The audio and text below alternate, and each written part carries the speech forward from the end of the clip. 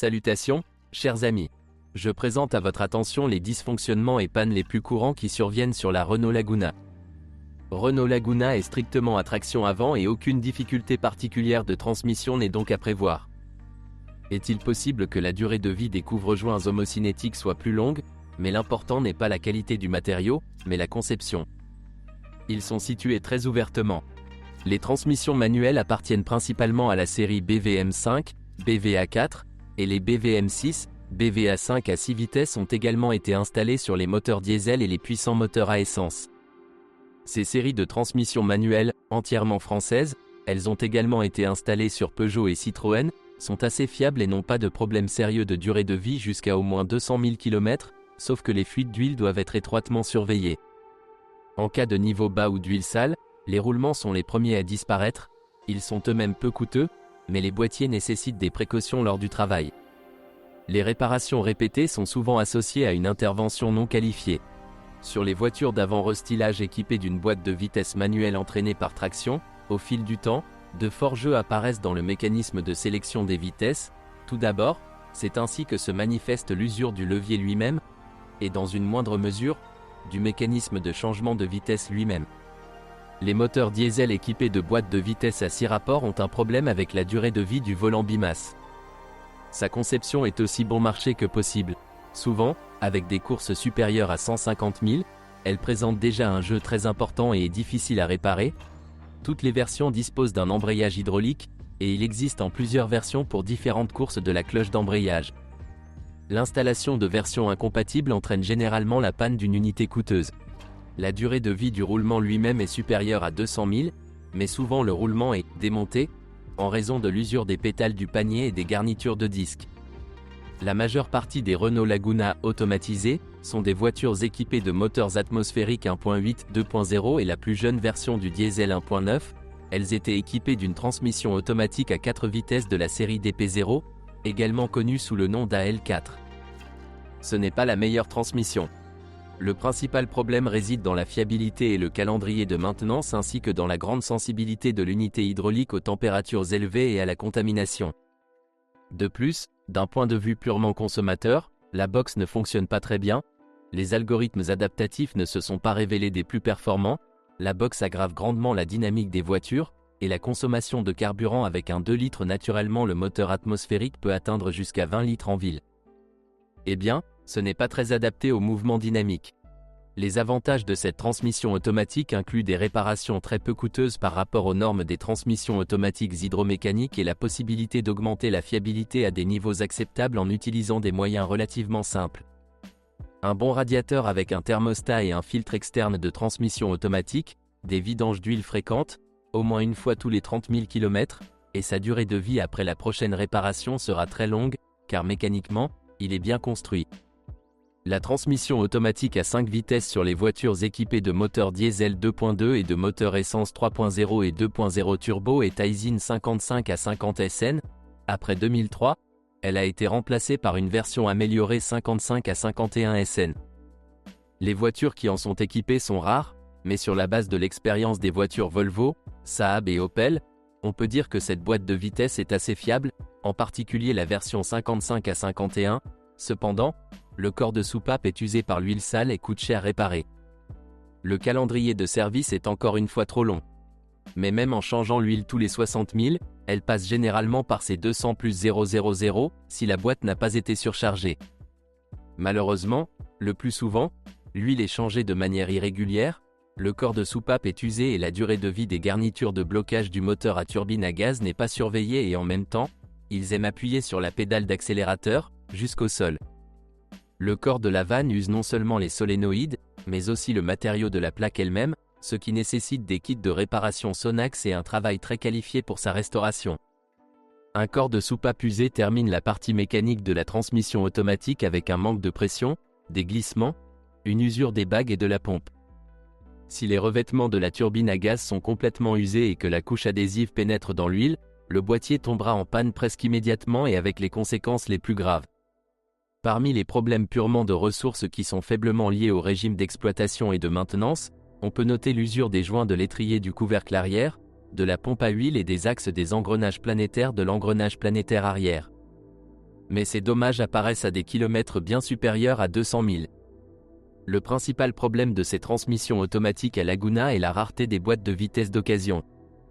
Mais la reconstruction de la transmission automatique n'est pas particulièrement difficile, puisque le corps de soupape est compatible avec la version Opel, Saab, bien que son corps soit différent. La majeure partie des moteurs de la Renault Laguna sont des moteurs essence atmosphérique de 1,8 et 2,0 litres des séries F4P et F4R. Les versions équipées de moteurs diesel 1,9 DCI de la série F9Q et les voitures équipées du moteur à essence de base 1,6 K4M sont moins courantes. On rencontre parfois des versions de moteurs essence 2.0 avec suralimentation ou injection directe. Tout le reste sur notre marché est exotique, les moteurs diesel 2.2 et 2.0 et les moteurs essence 3.0 V6. La conception du système de refroidissement présente clairement une bonne marge de sécurité en termes de performance et de pression. La disposition du compartiment moteur est également assez pratique. Toutes les unités moteurs principales sont avancées pour faciliter l'entretien. Dans les cas extrêmes, un accès pratique depuis ci-dessous est fourni et le panneau avant est amovible.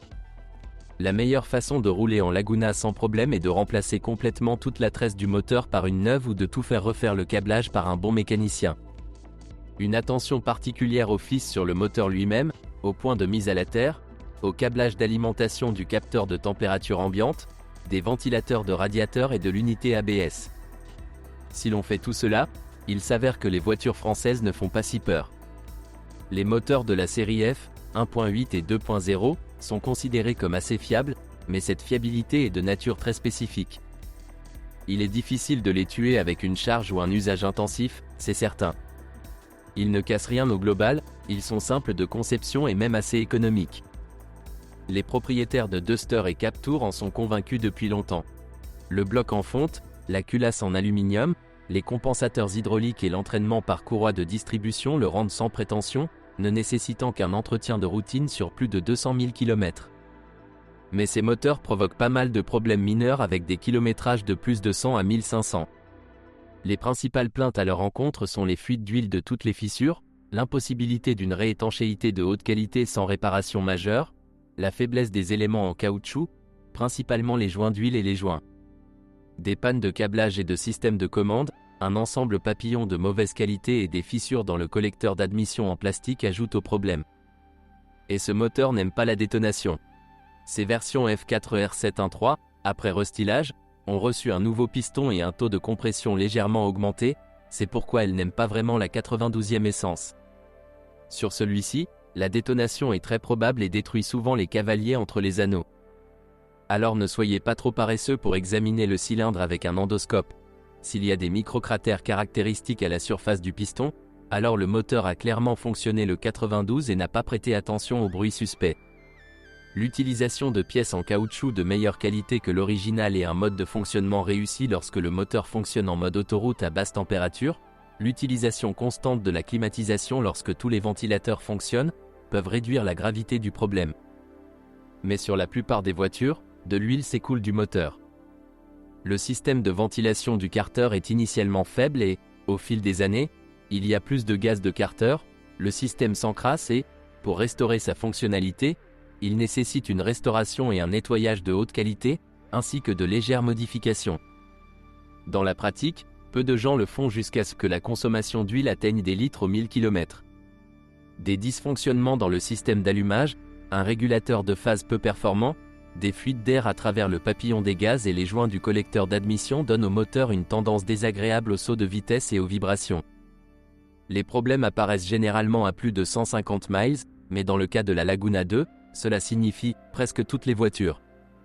Ajoutons à la liste des problèmes la tendance à la perte de pression d'huile dans la culasse en raison de fuites d'huile à travers le régulateur de phase à un kilométrage de 100+ et l'utilisation d'huile d'une viscosité de 0W30 et 5W30, ce qui provoque un soulèvement des lits d'arbre à cames, et la liste des problèmes sera complète.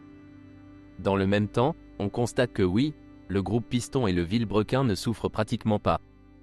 La version turbocompressée du moteur F4RT est sensiblement différente des moteurs atmosphériques, principalement par l'absence de régulateur de phase, l'absence de problème de pression d'huile dans la culasse, une température légèrement inférieure, un groupe de pistons plus durable et l'absence de détonation.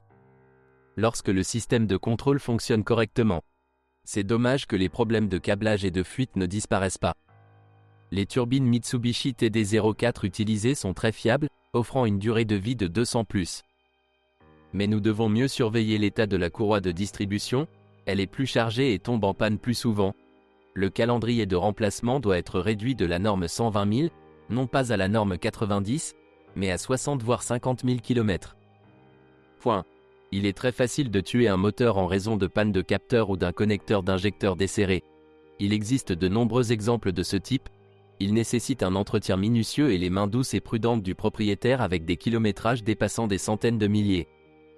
Bien qu'au début, cela ne plaisait définitivement au propriétaire qu'avec une excellente dynamique et une marge de sécurité pour le boost, car sans modification sérieuse, 250 à 300 forces ou plus en étaient supprimées. Il vaut mieux ne pas prendre le moteur 2.0 id de la série F5R à injection directe. La conception s'est avérée rudimentaire tant en termes de mécanique que de système de contrôle. Des fissures dans la culasse et des pannes des équipements de carburant ont forcé la production du moteur à être réduite moins de 3 ans après l'annonce. La meilleure option pour une voiture qui en est équipée est de la convertir en une F4R ordinaire, puisque le bloc cylindre est le même. Les moteurs diesel sont représentés principalement par le moteur F9Q de 1,9 litres en différentes versions, avec une puissance allant de 92 à 131 chevaux. Toutes les options sont à 8 soupapes dans un bloc en fonte, similaire au bloc des moteurs à essence de la série F. Les moteurs sont assez fiables, ils disposent d'un bon équipement de carburant Bosch Common Rail de deuxième génération et d'une bonne marge de sécurité pour le groupe de pistons. Les inconvénients évidents sont la durée de vie très courte des turbines. Après des centaines de milliers, des réparations sont possibles. De plus, elles s'encrassent beaucoup de suie. Les moteurs diesel à 8 soupapes n'ont pas la meilleure purge. Les problèmes rares mais critiques incluent une tendance des chemises de vilebrequin à tourner et du pignon de distribution à tourner sur le vilebrequin, ce qui entraîne des dommages à la culasse. Le bloc EGR, peu performant, se bloque et nécessite un nettoyage régulier après les premiers 100 000 km, cependant, on l'éteint souvent simplement. Et le système d'échappement avec papillon des gaz ne permet parfois pas au moteur de développer sa pleine puissance. Le papillon des gaz bloque en raison de dépôts de carbone ou de problèmes avec l'entraînement à vide. Des problèmes avec la turbine et les roulements sont liés, tous deux dus à une faible pression d'huile. L'installation d'un manomètre d'huile est fortement recommandée pour ces moteurs. Avec des kilométrages supérieurs à 100 000, une surveillance de la pression d'huile est très souhaitable. Au stade initial de l'usure de la pompe et des roulements, vous pouvez vous contenter d'une huile plus visqueuse, mais les roulements devront quand même être remplacés au final. Si vous négligez de remplir d'huile fraîche, la pompe à huile devra probablement être remplacée. Sinon, c'est un excellent moteur, il existe des exemples avec un kilométrage supérieur à 500 000 et le piston d'origine, avec des chemises remplacées à temps plusieurs fois, parfois avec des réparations de culasse. Il est fortement déconseillé d'acheter des voitures équipées d'un moteur de 2,2 litres de la série G9T, c'est une autre expérience douteuse. Ici aussi, comme dans le cas du moteur F5R, le problème réside avant tout dans la conception de la culasse, elle est sujette aux fissures. Une courroie de distribution défaillante et dont la durée de vie est imprévisible cause également beaucoup de problèmes. De nombreux propriétaires l'ont changé tous les 50 000, et la courroie se brise toujours. Une charge élevée sur les chemises augmente la probabilité de démarrage. Ce moteur ne doit pas être chargé à des vitesses inférieures à 2000 avec un couple complet après un échauffement complet. Souvent, afin d'économiser du carburant, les propriétaires se déplacent constamment à basse vitesse et sont trop paresseux pour rétrograder. De ce fait, les transmissions automatiques n'ont pas ce problème, mais avec les transmissions manuelles, il apparaît régulièrement. De plus, les injecteurs de cette série de moteurs se sont avérés peu performants. Les bus doivent très souvent être remplacés. Heureusement, comme pour tout autre équipement à carburant Bosch, les réparations, bien que coûteuses, sont possibles. Les moteurs de la série 3.0 L7X, développés conjointement avec PSA, sont fiables, mais ont hérité de tous les problèmes typiques des 4 en ligne F4R, il y a des fuites d'huile et des problèmes d'allumage.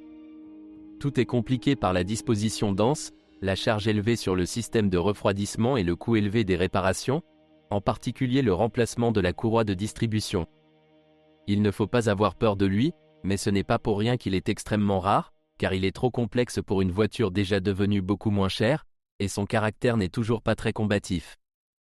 Certes, la ressource globale n'est pas mauvaise, mais une consommation de carburant de 18 à 20 litres effraiera facilement les acheteurs potentiels. C'est là que s'épuisent les informations sur les problèmes de Renault Laguna. Si vous en savez plus ou n'êtes pas d'accord avec ce que vous avez entendu, je vous attends dans les commentaires.